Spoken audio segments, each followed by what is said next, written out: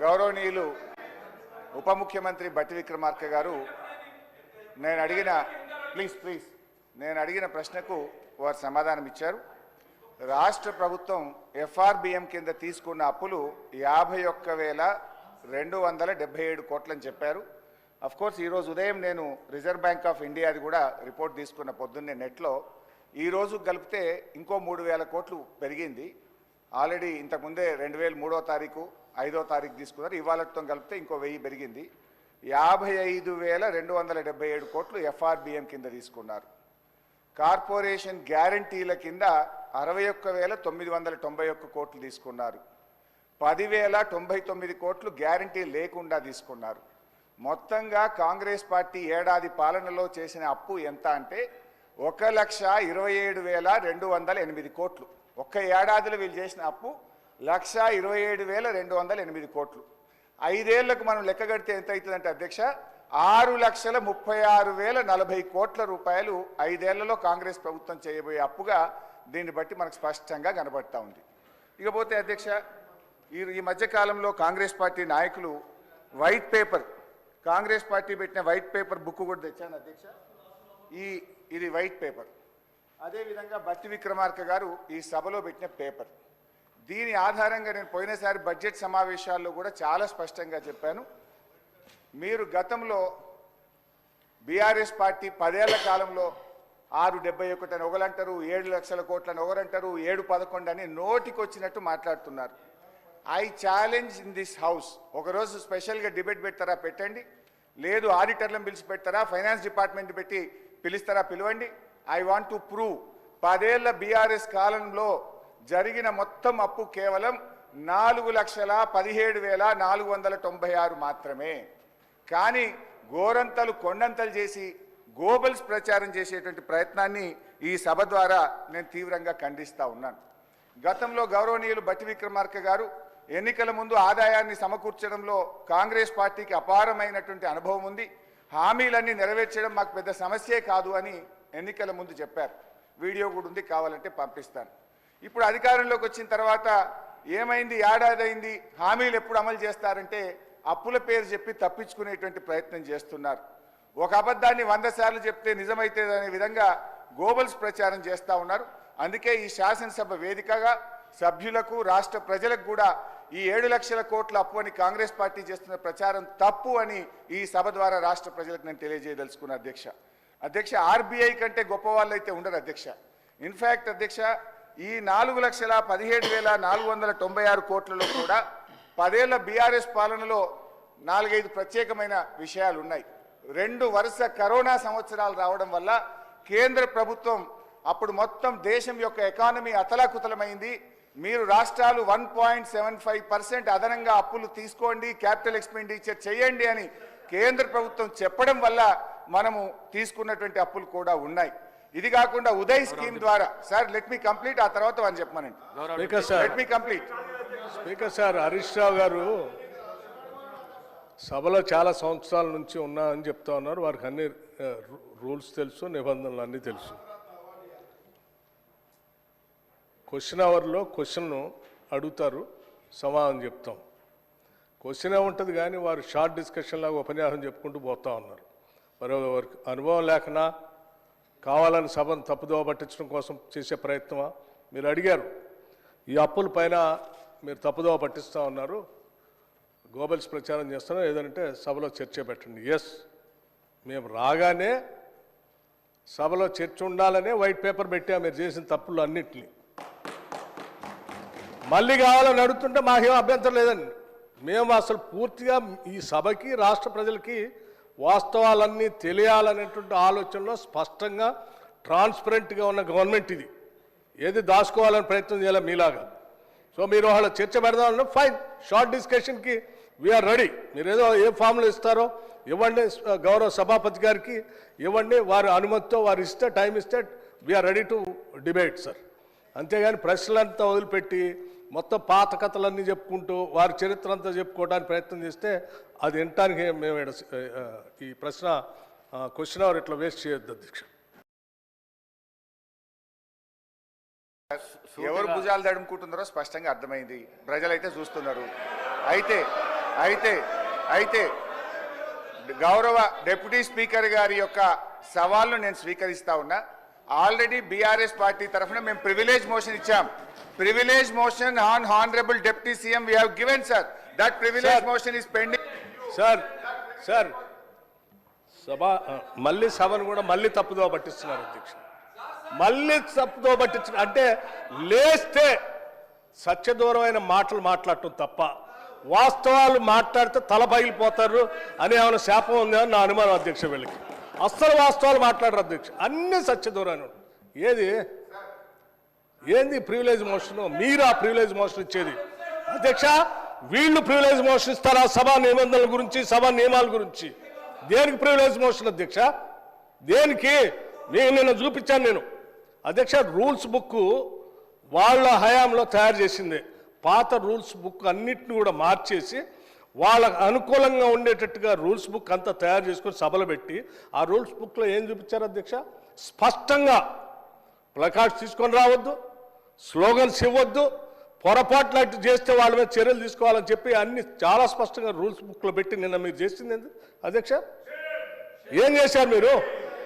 సభలో మీరు కానీ మీ నాయకుడు ఆనాడు ముఖ్యమంత్రిగా ఉన్నటువంటి కె చంద్రశేఖరరావు గారు సభలో చెప్పినటువంటి ఏ ఒక్క అంశాన్ని అమలు చేశారు అధ్యక్ష? సభ నిబంధనలు పూర్తిగా ఉల్లంఘించారు వాళ్ళు. హౌస్ ప్రివిలేజ్ మొత్తం పక్కదో పట్టించింది వాళ్ళు. ఒకటి కాదు, రెండు కాదు, 3 ఎకరాల భూమి బరాబర్ ఇస్తామని చెప్పారు దళితులు, గిరిజనులకు. ఇచ్చారా? ఈ సభలోనే కదా చెప్పింది వాళ్ళు. ఈ సభలోనే కదా అధ్యక్ష చెప్పింది. డబుల్ బెడ్రూమ్ ఇల్లు ఇస్తా అని చెప్పారు. ఇచ్చారా అధ్యక్ష? ఉద్యోగాలన్నీ పూర్తి చేస్తాం బరాబర్ అన్నారు. చేశారా? 2 భిన్నమైనటువంటి డైలాగ్స్ నేను వినిపించగలను అధ్యక్ష. బరాబర్ ఉద్యోగాలు ఇస్తాం అన్నది ఒకటి, ప్రభుత్వాలు ఏడున్నాయి ఉద్యోగాలు ఏడ తీసుకొచ్చిస్తామని అడిగింది ఇక్కడ నుంచే. సభ నిబంధనలు నియమాల గురించి ప్రివిలేజెస్ గురించి వారు మాట్లాడితే ఎట్లా అధ్యక్ష? వారు ఏమన్నారు? నేను ప్రివిలేజ్ ఇచ్చారట. ఎందుకు? సభ జరిగేటప్పుడట సభలో ఏంటి ప్రభుత్వానికి సంబంధించిన అంశాలన్నీ బయట మాట్లాడకూడదు కదా. మీరు ఎట్లా మాట్లాడతారు? ఏం అధ్యక్ష నేను మాట్లాడింది ఏంటి? మీరు తప్పుడు సమాచారం ఈ రాష్ట్రానికి అప్పుల పైన ఇస్తా ఉంటే ఆ అప్పులకు సంబంధించి ప్రజలకు తెలియాలని చెప్పి 7,11,000 పైన ఉన్నటువంటి అప్పుల లెక్కలు బరాబరుగా చెప్తూ ఆ అప్పులు తీసే క్రమంలో మీరు చేసిన 66,000 కోట్ల అప్పుల్ని మేము తీర్చామని చెప్తూ అట్లాగే రైతులకు ఇంకో 21,000 కోట్ల రూపాయలు రుణమాఫీ కింద ఆపు ఇచ్చామని అన్నప్పుడు ఒక జర్నలిస్ట్ అడిగాడు, అయ్యా రైతులకు భూమి ఉన్నటువంటి వాళ్ళు అందరికి ఇస్తున్నారు బాగానే ఉంది, మరి అసలు మా భూమి లేని మా నిరుపేద ప్రజల కూలీలకు కూడా మీరు అప్పుడేదో ఇచ్చారు కదా అని ఇస్తా అన్నారా? 12,000 ఇస్తారంటే ఎస్ అవి కూడా ఇస్తామని అన్నాం. భూమి లేని నిరుపేద కూలీలకి 12,000 కూడా ఇస్తాము. అది ఒక జర్నలిస్ట్ అడిగిన దాని మీద ఇస్తామని చెప్పిన దాన్ని అది ప్రివిలేజ్ మోషన్. నిరుపేద కూలీలకి 12,000 మేము ఇస్తామని చెప్పినట్టు మాటను ఇస్తామంటే నీకేమైనా ఇబ్బందా? కూలీలకి ఇయ్యొద్దా? ఏంటి ఈ భూస్వాముల మనస్తత్వం? ఏంటా ఇబ్బంది? ఏం ఇబ్బంది అంటే దానికంటే ప్రివిలేజ్ మోషన్ ఇస్తారట. రైతు కూలీలకి 12,000 ఇస్తారా అని ఒక జర్నలిస్టు అడిగితే ఇస్తామని అన్నాం. అది ప్రివిలేజ్ మోషన్. రైతు కూలీలకు ఇస్తా అంటే ప్రివిలేజ్ మోషన్. ఇది ఎక్కడ ప్రివిలేజ్ మోషన్ అధ్యక్ష? ఇది ఎక్కడ ఉల్లంఘన? ఏ ఉల్లంఘన? రైట్. ఇంకోటి చెప్పారు, 7,11,000 పైన రుణం ఉంది అని తప్పుడు చెప్తున్నారు. మొత్తం తప్పులు చెప్పిందే మీరు కదా. 10 సంవత్సరాల పాలనలో తప్పు చెప్తుంది. 10 సంవత్సరాల పాలనలో తప్పు చెప్పినందుకే 6 నెలలకోసారి మర్చిపోతుంది అధ్యక్ష. వీళ్ళకి 6 నెలలకోసారి ఎందుకు పోతుంది నాకు అర్థం కావట్లేదు. ఆ సాధారణ ఎన్నికలప్పుడేమో ప్రజలు మొత్తం 6 నెలల క్రితం డిసెంబర్లో మొత్తం వాళ్ళని పంపించారు 2023. అది అయిపోయిన 6 నెలలకి పార్లమెంట్ ఎన్నికలు వస్తే డిపాజిట్ గలం చేసేసారు ప్రజలు. 6 నెలల తర్వాత మళ్ళీ అసలు ఇది ఏందో వాళ్ళకి ఆలోచన పోయిందేమో. అసలు రాష్ట్ర ప్రజలు అన్ని తప్పుదోలు పట్టించారు. ఇది ఎక్కడ అన్యాయం అధ్యక్ష? ఇవన్నీ ప్రజలు ఇంత తిరస్కరిస్తూ ఉంటే ప్రజల కోసం పనిచేసే మా పైనట ప్రివిలేజ్ మోషన్ అంట. ఎట్లా అధ్యక్ష? మీరు అడిగారు అప్పులు ఎన్ని ఉన్నాయని, చాలా స్పష్టంగా మేమేం దాచుకోలేదు అధ్యక్ష. అప్పులు తీసుకునే ప్రతిదీ ఆర్బీఐ ద్వారా బ్యాంకు ద్వారా నిక్కచ్చిగా స్పష్టంగా ఉంటుంది అధ్యక్ష. ఆ స్పష్టంగా ఉన్న కాగితాన్ని వాళ్ళ మేము దాయలే. వాళ్ళు ప్రతి సందర్భంలో 7 లక్షల పైన అప్పు ఉందనేది ఏది మీరు కార్పొరేషన్ ఇచ్చిన గ్యారంటీస్ వాటిని ఎప్పుడు కలిపి చెప్పలే. కానీ వాళ్ళు మేము చెప్పామే, దాచుకోలేదు కదా మీలాగా. సభను తప్పుదో పట్టించ మీరు ఎప్పుడు చెప్పలేదు. 7 లక్షల పైబడి ఉన్న మాట దాచిపెట్టారు మీరు. మేము ఇవాళ దాయాలని నువ్వు ప్రశ్న అడిగితే స్పష్టంగా ప్రశ్న సమాధానం చెప్పాం. దీనిపైన చర్చ కావాలను ఫైన్ రెడీ మేము. సార్